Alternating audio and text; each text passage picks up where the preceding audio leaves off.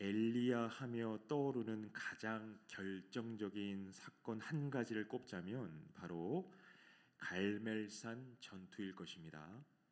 정말이지 극적이고 아주 짜릿한 승리의 광경이 갈멜산에서 펼쳐졌습니다. 이 사건만 놓고 보면 정말 최고의 장면이 아닐 수 없습니다. 잠시 갈멜산에서의 박진감 넘치는 그 파노라마 속으로 우리가 들어가 봤으면 좋겠습니다. 엘리야는 이스라엘 분열 시대에 북이스라엘에서 활동한 선지자입니다. 특별히 엘리야가 활동하던 시대는 아합이라는 왕이 치리하던 시대로서 사회 정치적인 측면은 말할 것도 없이 영적으로도 너무나도 혼돈하고 무질서한 시대였습니다. 그도 그럴 것이 이 북이스라엘의 통치자 아합은 역대 왕들 가운데서도 손에 꼽을 만큼 악한 왕이었기 때문입니다. 사실 이 아합은 그 이전까지의 세대가 낳은 영적 괴물이라면 괴물이었습니다. 아합 왕의 아버지는 오므리라는 왕이죠. 오므리 왕은 북이스라엘의 수도를 사마리아로 옮긴 왕입니다. 그 이전의 통치자는 시므리라는 왕이었는데, 여러분, 이 시므리 왕의 통치 기간이 얼마였는 줄 아십니까? 고작 7일입니다. 7일. 그만큼 이 시기에 북이스라엘은 분열과 반역이 거듭되던 혼돈과 무질서의 시기였다는 거죠. 이런 영적 혼돈이 낳은 괴물이 바로 아합 왕이었습니다. 아합 왕은 버젓이 이세벨이라는 이방 여인을 왕으로 삼습니다. 여러분, 이 이세벨이라는 이방 여인이 북이스라엘의 왕녀로 들어오면서 그 자신만 들어왔겠습니까? 여태껏 그가 섬기던 우상들, 이교적인 관습들, 문화들, 모든 것들을 가지고 들어왔겠죠. 그렇게 하나님의 성별된 이스라엘 가운데 온갖 이방 우상과 이교적인 관습들, 문화들이 물밀듯이 밀려 들어오더라는 거죠. 이세벨을 통해서 말입니다. 이처럼 위로부터의 영적 부패가 아래로 백성들에게까지 미침으로 이 아합 왕의 통치 시기의 북이스라엘의 형편은 혼돈하고 어지럽기가 그지 없더라는 겁니다. 이러한 시대에 활동한 선지자가 엘리야입니다. 여러분, 선지자의 존재 자체가 사실은 뼈아픈 사실을 전제로 한다는 거죠. 왜 선지자가 필요하겠습니까? 영적으로 부패한 백성들은 인격, 지식, 의지 모든 측면에서 뒤틀리고 망가져 버렸습니다. 하나님을 볼 수 있는 눈도, 하나님을 청종할 수 있는 귀도 모조리 닫혀 버렸습니다. 그러니 하나님은 이 영적 절망과 혼돈의 시기에 당신의 선지자를 보내셨습니다. 그리고 선지자를 통하여서 끝없이 말씀하신 것이요. 엘리야의 사역의 핵심이 바로 이것입니다. 과연 하나님이 선지자를 통하여 그토록 말씀하시고자 하셨던 그 메시지가 무엇이었을까? 그 메시지 속에 담겨 있는 이 어긋난 백성들을 향한 하나님의 본심이 무엇이었을까? 여러분, 예레미야 29장 11절은 이렇게 전합니다. 우리가 잘 아는 말씀이죠. 기록하기를 여호와의 말씀이니라. 너희를 향한 나의 생각을 내가 아나니 평안이요 재앙이 아니니라. 너희에게 미래와 희망을 주는 것이니라. 이것이 선지자의 역할입니다. 타락한 백성을 향하여 만군의 여호와께서 들려주기를 원했던 그 메시지, 그것은 바로 회복입니다. 이러한 관점에서 우리는 갈멜산의 하나님의 응답에 귀 기울여 보아야 하는 거죠. 사실 이 갈멜산 전투의 직접적인 계기가 되었던 것은 오랜 가뭄이었습니다. 아방 시대에 가뭄이 지속되었고 그로 인한 기근이 심하였습니다. 엘리야가 아합 왕 앞에 섰을 때 아합이 그에게 한 말이 이것입니다. 이스라엘을 괴롭게 하는 자여. 아합은 이 모든 국가적 재난의 원인이 엘리야라고 여겼던 거죠. 모든 책임을 엘리야에게 전가시키고 있습니다. 그러나 엘리야는 정확하게 이렇게 답변합니다. 열왕기상 18장 18절에 당신과 당신의 아버지의 집이 괴롭게 하였으니 이는 여호와의 명령을 버렸고 당신이 바알들을 따랐음이니라. 자, 아합의 입장에서는 엘리야가 이단자입니다. 바알과 아세라에게 무릎 꿇지 않는 이단자이죠. 반면에 엘리야의 입장에서는 아합이 이단자입니다. 참으로 살아계신 하나님을 경외하지 않는 이단자. 이 서로의 입장이 이리도 첨예하니 이 입장이 좁혀지려면 한 가지가 증명되면 됩니다. 과연 누가 참 신인가? 엘리야의 입장에서는 올컨이죠. 기회가 온 것입니다. 정녕 하나님이 살아계신 유일하신 참 하나님이시기 때문입니다. 그래서 엘리야가 먼저 제안한 것이 이것입니다. 이세벨의 식탁에서 먹는 바알의 선지자 450인과 아세라의 선지자 400인을 모으소서. 이렇게 시작된 것이 우리가 잘 알고 있는 갈멜산 전투입니다. 정말로 바알의 선지자 450명이 갈멜산에 모였습니다. 여러분, 이 싸움은 자그마치 450대 1의 싸움입니다. 우상에 취해 있는 450인의 거짓 선지자 앞에 서 있는 이 엘리야 한 사람의 심정이 어떠했을까요? 저라면 소스라치게 겁이 나고 공포스러웠을 것 같습니다. 그런데 엘리야는 전혀 두려워하지 않더라는 거죠. 두려워하기는커녕 당당합니다. 담대합니다. 어떻게 그럴 수 있을까?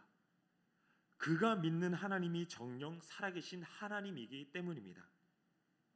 여태껏 엘리야는 하나님을 만나왔고 교제해왔고 그분을 청종해왔습니다. 단지 그 이름만 들어왔던 것이 아니고 무성한 소문만 들어왔던 것이 아니라 깊은 관계 안에서 만나고 누리고 청종해왔던 것입니다. 이 속에서 자연히 엘리야는 하나님을 누구보다 깊이 아는 자가 되었습니다. 어떤 성품의 하나님이신지, 그분의 열망이 무엇인지, 그분의 꿈이 무엇인지 엘리야는 이 관계성 안에서 알고 있었던 거죠. 이 지식 안에서, 이 지식의 바탕 위에서 엘리야가 지금 이토록 담대할 수 있었던 겁니다. 바알의 선지자들이 먼저 제단을 쌓고 그 위에 작은 송아지를 올려두었습니다. 그리고 바알의 선지자들이 그들의 신을 부릅니다. 바알이여, 우리에게 응답하소서. 그러나 아무런 반응이 없는 거죠. 그러자 이들의 어떤 종교적인 어떤 의식은 점점 더 극단에 치우칩니다. 피가 흐르기까지 칼과 창으로 그들의 몸을 상하게 합니다. 그러면서 그들의 신을 부릅니다. 바알이여, 제발 응답하소서. 그러나 아무런 반응이 없습니다. 이제 엘리야의 차례입니다.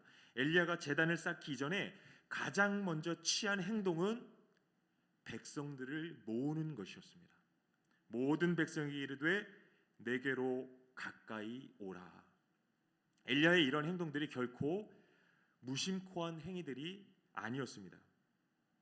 엘리야는 백성들을 모은 후에 제단을 쌓고 그 위에 각을 뜬 송아지를 올려둡니다. 그리고 간구합니다. 그 기도가 오늘 우리가 함께 읽었던 이 본문의 말씀입니다. 치열한 영적 전투 중에 드렸던 엘리야의 기도에 여러분 주목해 보시기 바랍니다. 열왕기상 18장 37절입니다. 기록하기를 여호와여 내게 응답하소서, 내게 응답하소서. 이 백성에게 주 여호와는 하나님이신 것과 주는 그들의 마음을 되돌이키심을 알게 하옵소서. 여러분, 지금 이 전투 속에서 이 간구하는 바가 무엇입니까? 이 영적인 전쟁 가운데서 엘리야가 하나님 앞에 부르짖는 바가 무엇입니까? 당연히 전쟁 중이니까 엘리야는 여호와께 승리를 간구하겠죠. 그렇다면 엘리야가 구하고 있는 그 승리가 무엇이냐라는 겁니다. 여러분, 전쟁은 누군가를 파멸시키는 행위입니다. 누군가가 파멸돼야 내가 이깁니다. 그런데 이 갈멜산 전투는 전혀 다른 개념의 전쟁이더라는 겁니다. 엘리야가 간구하는 것이 무엇입니까? 파멸이 아니라 소성함을 간구합니다. 여태껏 보란 듯이 하나님을 배반하고 밥 먹듯이 불경건을 일삼아왔던 이 어리석은 인생들을, 이 배은망덕한 자들을 불로써 멸하여 달라는 것이 엘리야의 기도가 아니더라는 거죠. 그 반대로 이 백성들이 정녕 여호와가 하나님이심을 돌이켜 알게 해달라는 것이 엘리야의 간곡한 기도였습니다.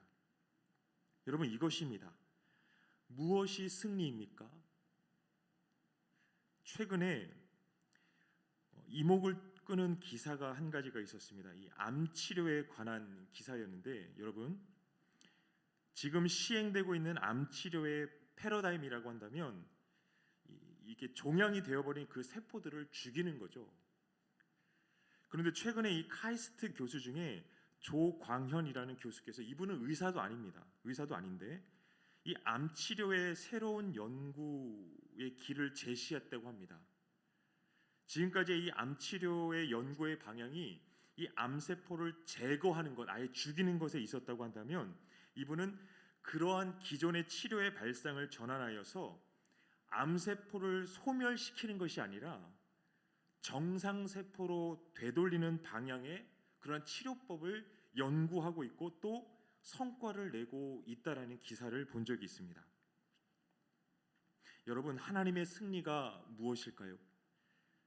복음서에 보면 한때 예수님의 제자들은 예수님을 거역하는 이들에 대해서 하늘로서의 불로 단번에 처단해 버렸으면 좋겠다는 그런 열망을 품은 적도 있었습니다. 그런데 이는 하나님의 승리에 대한 한참 잘못된 오해에서 비롯된 것이었죠. 하나님의 승리는 이 패역한 백성들을 불로써 멸하시는 것이 아닙니다. 그 반대로 이 백성들이 회개하여 돌이키게 하는 것이 하나님의 승리입니다. 하나님을 떠난 자들이 돌이켜서 여호와의 성결한 나라로 회복되는 것, 그렇게 소성케 되는 것, 이것이 여호와의 승리라는 거죠. 여러분, 엘리야의 기도에 귀를 기울여 보십시오. 지금 엘리야가 간구하고 있는 것이 이것입니다. 이 백성에게 주 여호와는 하나님이신 것과 주는 그들의 마음을 돌이키심을 알게 하옵소서. 엘리야가 구하고 있는 승리, 그것은 바로 하나님을 떠난 자들이 죽게 돌아오는 것입니다. 하나님을 거역하던 백성들이 새로운 마음, 새로운 심령으로 하나님을 경외하는 삶으로 변화되고 전환되는 것입니다. 이를 위해서 엘리야는 여호와가 불로써 응답해 주시기를 간구하였던 거죠. 그렇게 하실 것을 믿었기에 담대히 응답을 구했습니다. 정말로 하나님이 이 기도에 응답하셨습니다. 불로써 응답하셨습니다. 그런데 이 불은 인생을 소멸하는 불이 아니더라는 거죠. 이 불은 인생을 소성케 하는 불입니다. 이 불은 인생을 돌이켜 회개하게 하는 불입니다. 여호와의 긍휼의 불, 사랑의 불, 인애와 자비의 불입니다.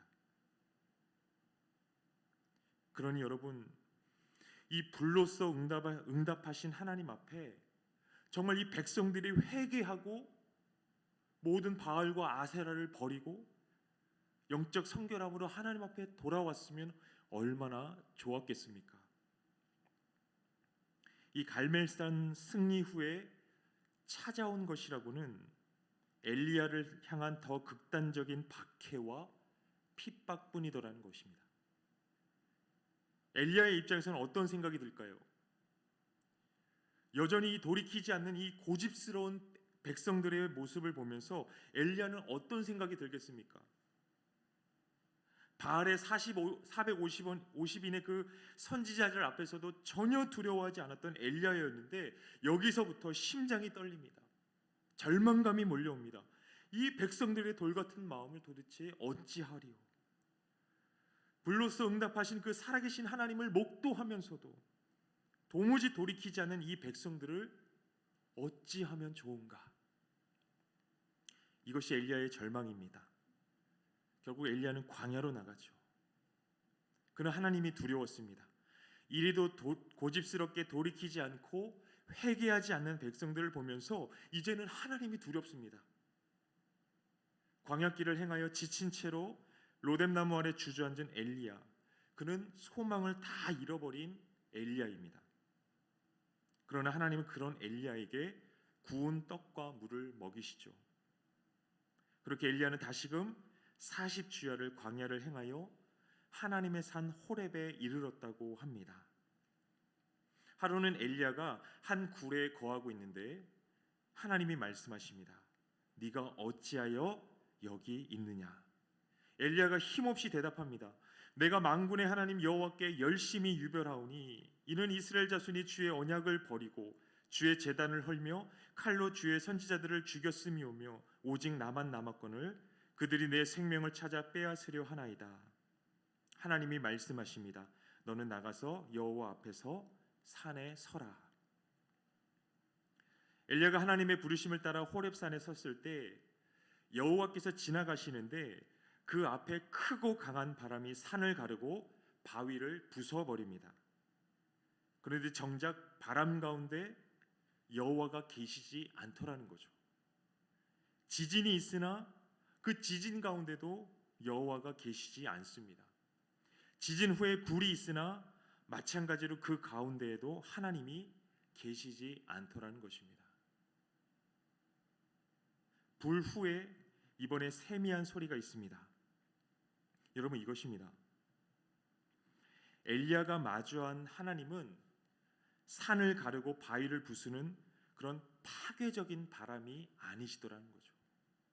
엘리야가 마주한 하나님은 지면의 모든 것을 뒤엎는 파괴적인 지진의 하나님도 아니었습니다. 엘리야가 마주한 하나님은 모든 것을 소멸시키는 파괴적인 그 불의 하나님도 아니었습니다. 엘리야가 마주한 하나님은 세미한 소리와 같은 하나님이었습니다. 내적 감화의 하나님이었습니다. 그리고 이것이 바로 갈멜산에서 엘리야가 그토록 간곡히 드렸던 기도, 이 백성에게 주 여호와는 하나님이신 것과 주는 그들의 마음을 돌이키심을 알게 하옵소서, 이 기도의 응답이더라는 거죠. 이것입니다. 우리는 이 갈멜산 전투를 통하여 도무지 깨지지 않는 내적 어둠의 상태인 그런 인생의 실상을 적나라하게 마주합니다. 정말이지 절망적이고 고통스러운 현실입니다. 그러나 그러한 현실을 통하여 우리는 역설적이게도 하나님을 더 깊이 알게 된다는 거죠. 파괴적인 하나님이 아니라 인애와 자비를 포기하지 않으시는 하나님, 우리의 가장 숨겨진 그 깊은 내면을 감화하셔서 이 돌같은 마음을 살같이 부드럽게 하시는 능력의 하나님, 구원의 하나님, 살리시는 하나님. 여러분, 이것이 하나님의 승리입니다. 하나님의 비전이 무엇입니까? 하나님의 열망이 무엇입니까? 에스겔서 36장 26절의 말씀은 이렇게 전합니다. 새 영을 너희 속에 두고 내 마음을 너희에게 주되 너희 육신에서 굳은 마음을 제거하고 부드러운 마음을 줄 것이라. 마찬가지로 예레미야 32장 39절과 40절의 말씀도 이렇게 전합니다. 내가 그들에게 복을 주기 위하여 그들을 떠나지 아니하리라 하는 영원한 언약을 그들에게 세우고 나를 경외함을 그들의 마음에 두어 나를 떠나지 않게 하고 내가 기쁨으로 그들에게 복을 주되 분명히 나의 마음과 정성을 다하여 그들을 이 땅에 심으리라. 사랑하는 여러분, 여호와의 능력과 힘은 소멸시키는 파괴적인 능력이 아닙니다. 돌이켜 회개케 하시는 능력이고 이로써 다시 살게 하시는, 소성하게 하시는 힘입니다. 여호와의 군대에게 맡겨진 싸움은 소멸시키고 파괴시키는 싸움이 아니라 마찬가지로 돌이키게 하고 소성하게 하는 싸움입니다. 세상을 보십시오. 사람들을 보십시오.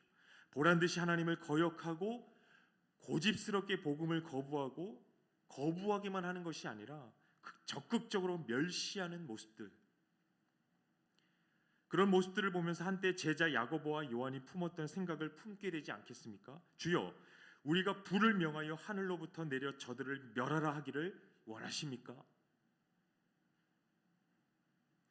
여러분, 참 승리는 파괴가 아니라 돌이키는 것이고 이로써 소성하여 회복되는 것입니다. 이 승리를 이루시니가 이 땅에 오신 우리 구주 예수 그리스도입니다. 그리스도께로 흘러나오는 그 구원의 영이신 성령께서 돌같은 우리의 내면에 임하셔서 감화하심으로 모든 어둠에서 돌이켜 하나님을 경외하는 거룩한 새 피조물 산 제물이 되게 하십니다. 산 제물이 되어서 이제 죽은 제물로 드리는 죽은 제사가 아니라 살아있는 우리 자신으로서 하나님 앞에 산 제물 드리는, 산 제사 드리는 거룩한 삶이 되게 하셨습니다. 사랑하는 성도 여러분, 우리 북서울 꿈의 교회 공동체가 이 승리를 꿈꾸고 열망하는 공동체 되기를 소망합니다. 예수님의 명령을 충성되이 받들어 가르쳐 제자 삼아서 무너진 영혼들을 일으켜 세워 소성케 함으로 승리하는 공동체가 되기를 주님의 이름으로 축복합니다.